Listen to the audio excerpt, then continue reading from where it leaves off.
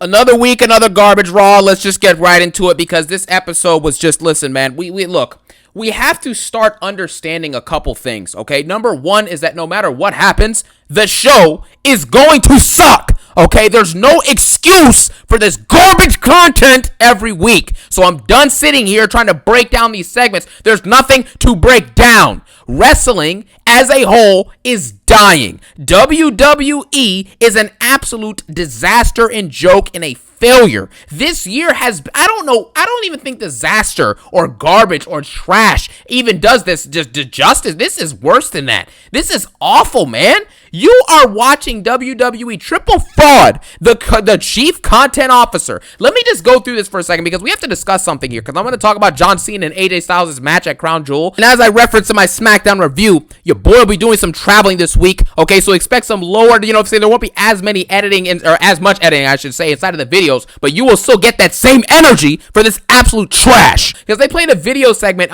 during the show for this. So I'm going to start off with this. John Cena and AJ Styles is a match that they're going to try and tell you that every fan was asking for this. Nobody was asking for this. John Cena came out of nowhere and said, hey, would you guys want to see me versus AJ Styles? And then all of a sudden, the fans obviously are going to reply to that tweet saying, yeah, after you asked for it. But no one went out of their way to ask for this match. Nobody, listen, here's the problem. You knew in the summer of 2024, John Cena at Money in the Bank last year announced his retirement. So I want someone to explain to me how with 5 months to prepare, the best thing you can do is at this point, you've had John Cena do a meaningless heel turn, which happened in March. You can blame The Rock and blame TKO, even though you really shouldn't be because it's Triple H's fault. It's been 7 months since then. It's 6-7 months. You know what I'm saying? 6-7, you know what I'm saying? But listen, it's been 6 or 7 months since then. And at the end of the day, Triple H had the time to pivot and make something great. And what has happened from March to October? We have had a garbage retirement tour that nearly all the fans, most fans cannot stand this retirement tour and think it has been a waste of time and undeserving of someone of John Cena, in my opinion, the greatest of all time's caliber. Triple H has wasted his retirement run. You had 6 or 7 months to pivot, and the best thing you could do is have Cena randomly turn face, and now he's fighting AJ Styles in a match with no story and no build. 2 characters or 2 wrestlers having history is not a story.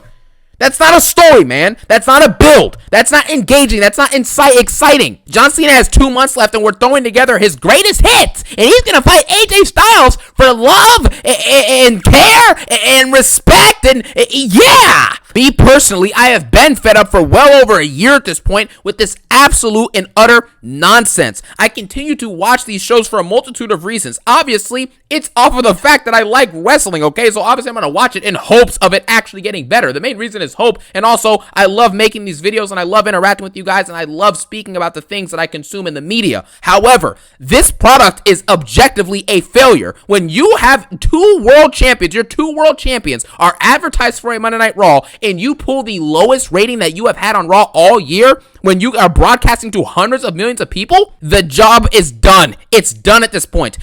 Everyone who's backstage writing and creating, which Triple H is probably not even backstage in Gorilla, but let's just say he is, right? These shows suck no matter who's back there. So I don't know what to say at this point. John Cena's retirement run has been absolutely wasted. After it's done, people will ask him, hey, what did you think of your retirement run? You know what I'm saying? How were the emotions of it? What did you think about the whole process of it? And he's obviously going to say some answer like, well, hindsight is always 2020. I think that, we could have done some things very good, but overall, I was very pleased with it. I think it was awesome and it was a great swan song. No, it wasn't. This retirement tour has sucked. There's no other way around it, man. I don't care what nobody says. This retirement tour sucks. These shows week to week suck. Roman Reigns has been actively jobbered out, ruined, watered down by Triple H, which we're going to talk about in a second. Romano Reigns, the greatest star of this generation, the biggest star of this generation, and he's fighting undercard Bronson Reed for nothing. And this is acceptable? People sit back, you see a rematch. Look at the slate for this show. Becky Lynch and Maxine Dupri are fighting for nothing. This is the 2nd or 3rd time we have seen this match in just the last few months alone. And by last few months, I mean like last 1 or 2 months at this point, okay? And on top of that, you also factor in Roxanne Perez versus Lyra Valkyria. How many times have we seen this match this year? How many times have we seen Bayley versus Lyra, or Bayley versus Roxanne, or Bayley versus Raquel, or Lyra versus all those 3? It's the same combination of matches that ends in a brawl afterwards, and then maybe a segment backstage or 2, and that is it.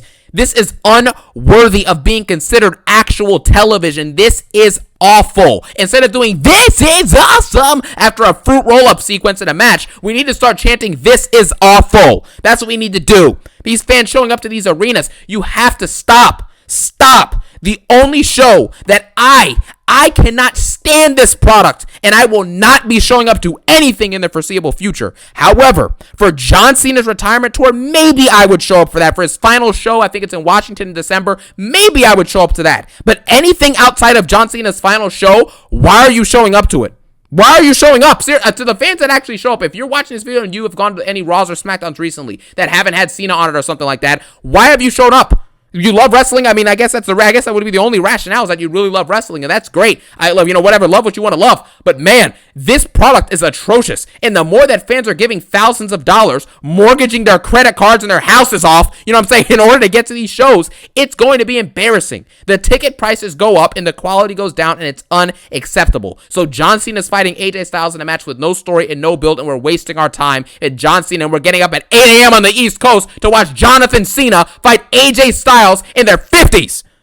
Anyways, opening segment of the show. Roman Reigns is basically done. At this point, and I've said it before and I'll say it again, Roman Reigns is by far the only superstar left in wrestling. Everyone already knows that. But the fact is that at this point, this whole OTC arc, I've been saying this for months, this OTC arc is garbage. Roman Reigns has done absolutely nothing, in all seriousness, since Raw on Netflix this year. Once he won back to Ula Fala, it felt like, okay, the storyline with him and Solo and that new faction that had been going for a few months, the Bloodline Civil War games last year, all of that was finished, and it was like a 2 or 3 month arc to reintroduce him as this new OTC face arc. And I'm like, you know what? Fine, I'll stay with it. That Raw Netflix match with him and Solo I thought was pretty entertaining, and it finally gave him the Ula Fala, so I'm like, all right, let's go. And then after he wins the Ula Fala back, he's then in the Royal Rumble, and I'm like, all right, man, maybe Roman Reigns wins the Royal Rumble, or he wins the Chamber at least, and goes for a WWE Championship or for a world title, or at the very least, if he doesn't do that, maybe we get an actual engaging and great storyline that he can do as a regular singles match that will likely main event night 1 of the show. They then force him into a triple threat with Rollins and CM Punk,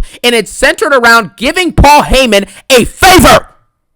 This is what Roman Reigns has done. That was the first 4 months of the year for Roman Reigns, summed up in a couple sentences. That is what he has been up to. After that, he gets pinned by Seth Rollins at WrestleMania 41, which again, CM Punk obviously should have won that match. No matter how you look at it, right? The original plan in WWE Unreal they showed was for CM Punk to win the match, and I think CM Punk should have come out on top and probably pinned Rollins. Even if he pinned Roman Reigns, either way, CM Punk probably should have gotten the dub in his only Mania main event, which again, night 1 main event doesn't even count if we're being honest, but whatever. Either way, after that, Roman Reigns disappeared for a few months, comes back on a random Raw, and then fights Bronson Reed at Clash in Paris, then disappears, and now he's back on a random Raw, and now he's going to fight Bronson Reed at Crown Jewel.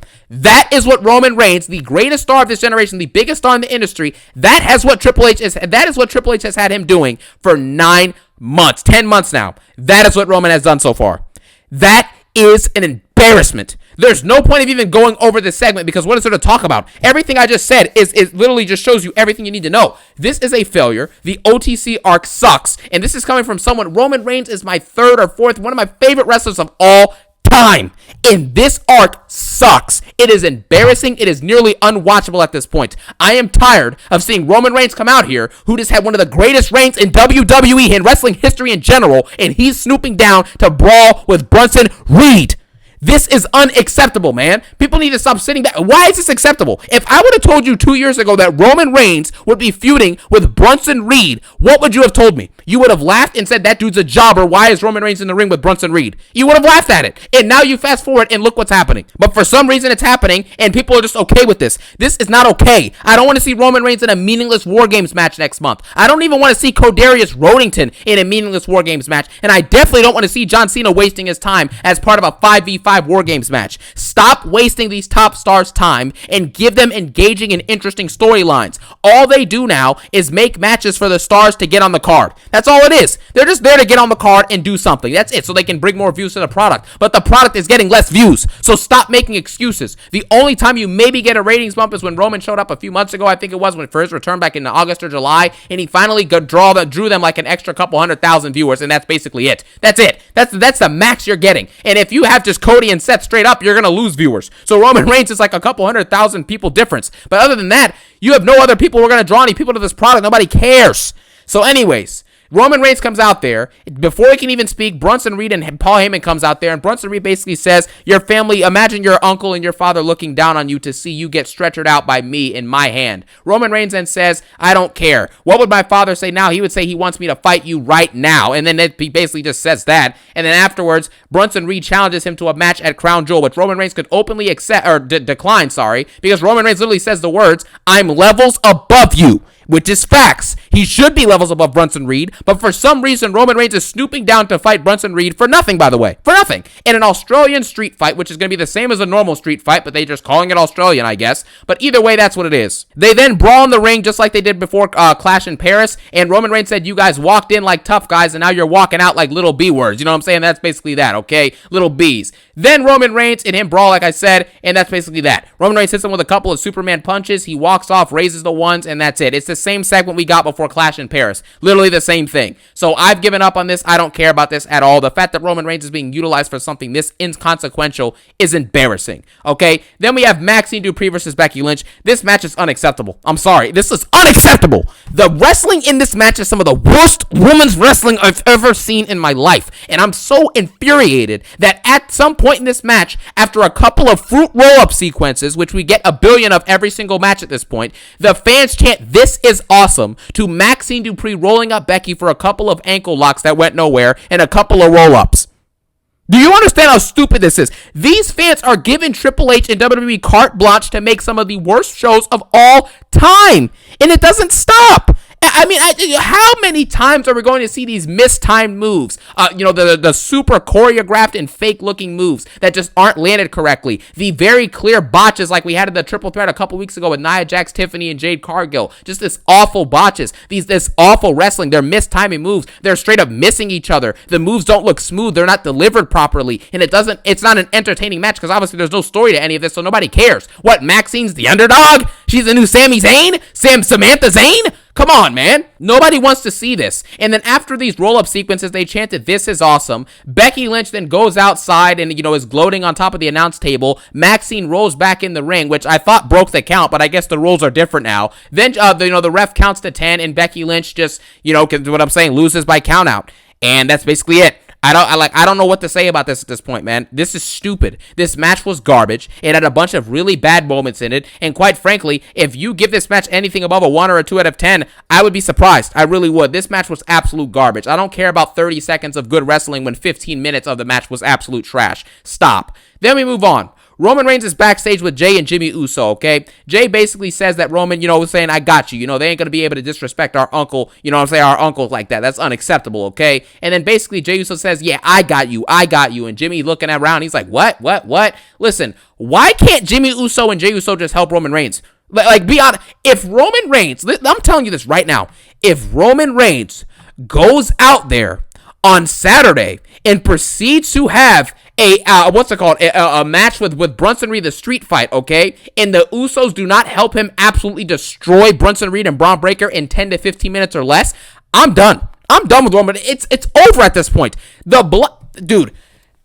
Man, dude, I don't even know what to say. It's just so stupid. Jay Uso. What was the point of Jay Uso winning a world title and tapping out Gunther earlier this year? Okay, he taps out Gunther. Roman Reigns had a 4-year-long world championship reign, okay? And then obviously Jimmy Uso is one of the greatest tag team wrestlers of all time. How can they not team together and just destroy the Vision in 2 seconds? Like, none of this makes any sense. It's inconsistent with WWE's own booking and their own product that they're producing. And at this point, it's becoming blatantly unacceptable and egregiously bad. And after this, Roman says, why is it that you're questioning Jey Uso choosing to take his own path and be the guy? And Jimmy Uso just sits there and stares at Roman and moves on. We then get Roxanne Perez versus Lara Valkyria. I already talked about this earlier. This is stupid. Nobody cares. Afterwards, Bayley and what's her name? And Lara Valkyria beat up Roxanne and Raquel backstage. Let's move on. CM Punk then comes out and says that he's been celebrating and waiting for a world title shot. He's been celebrating with AJ Lee after they got the dub at WrestlePalooza. Okay? After that takes place, LA Knight comes out.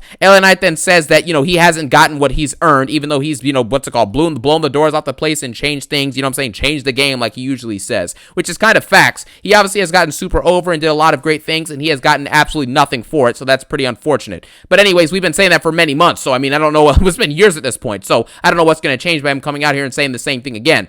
LA Knight basically says that he's the last person to pin Seth Rollins, and he will be the next, okay? Now, what's his name? LA Knight also says as well that Seth Rollins has never pinned him, and you know who, he says, like, Seth Rollins has never, ever pinned me, and CM Punk is like, yeah, well, you've never, ever won a world title, and that was basically kind of funny. It's a nice little play on words there. After LA Knight says this, or after CM Punk says that, Jey Uso basically comes out, okay?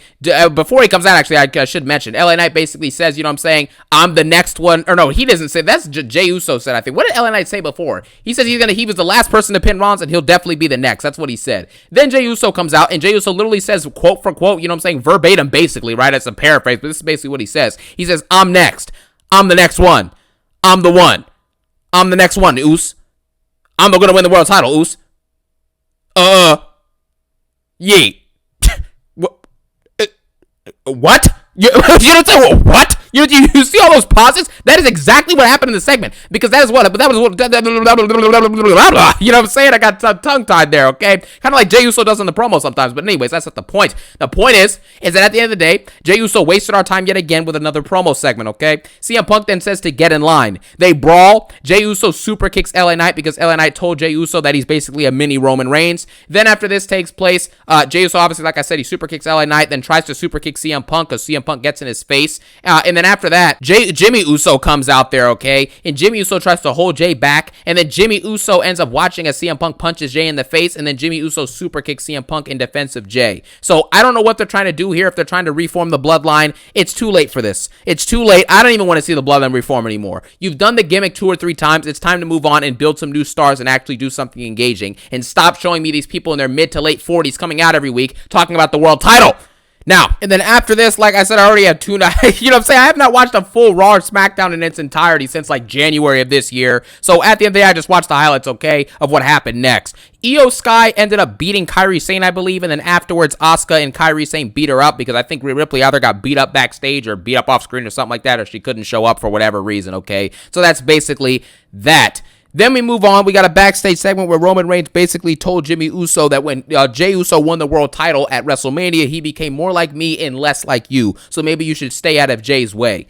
I don't know where they're going with this. I don't really care if I'm being realistic about it unless it turns out to be something really amazing. And so that's basically it. There's nothing to really say about this. Roman Reigns is sitting back there and he's trying to deliver lines the way he was back when he was like the full-on tribal chief with the belts. But something just feels like it's missing. And what's missing is the belts. And also what's missing is the fact that you're watching Roman Reigns say this while he's feuding with Bronson Reed. So anyways, we then move on to another backstage segment. Seth Rollins and Paul Heyman. Paul Heyman basically says that they are really overblowing this Cody and Seth match at Crown Jewel. They're saying that this match basically determines the future of the industry. They're saying that if Rollins loses, or Heyman says that if Rollins loses, that he's going to lose the control of the locker room and lose the faith of Braun and Bronson Reed. And he's also going to be questioning himself. Heyman said he's going to question himself as to why he chose Seth over Roman Reigns. And that's basically the bottom line here tonight. I don't care about any of this. I really don't. This match does not matter. And if Seth Rollins is talking so much about this match with Cody Rhodes, when we all know that if Rollins wins this match, it's not going to be a clean win. So, I'm saying? And if it does, it makes Cody look weak and it's poor booking. So it's not going to work. This whole feud is a waste of time. It doesn't matter who wins this match because Seth's not going to win clean. And if Cody does, he'll win clean and he'll prove that he's already better than Seth, which he already is. He won 3, Seth won 1. So who cares? Like, let's be honest. Now, some matches are important than others, are more important than others. Don't get me wrong. But Cody Rhodes beat this dude with one arm. He then beat him in his return match at Mania, and then he obviously beat him at Backlash in a fruit roll-up. So, what are we doing at this point? Seth will win this and then proceed to still have the B championship while Cody has the A title? I don't, what do we get from this? Seriously. I just don't understand it at this point, man. This is dumb. I don't care. And that's basically that. And then the rest of the show was basically a meaningless tag match with the Judgment Day versus AJ Styles, Penta, and Dragano Lee. Okay, afterwards, AJ Styles cut a promo basically talking about how he wants to fight John Cena and they're going to leave it all out there. Yada, yada, yada. Then in the main event, we got the Vision losing again, even though they're supposed to be the future of the industry. They're losing, okay, before Bronson Reed has a fight with with Roman at the next PLE this weekend at Crown Jewel. LA Knight basically snaked CM Punk last second and stole the pin, and that's it. I could care less. This show was absolute garbage, and it gets a whopping 0 out of 10 as per usual. Let me know what you thought about Raw in the comment section below, and as always, I thank you guys for watching. Have a phenomenal day. Peace out and one love.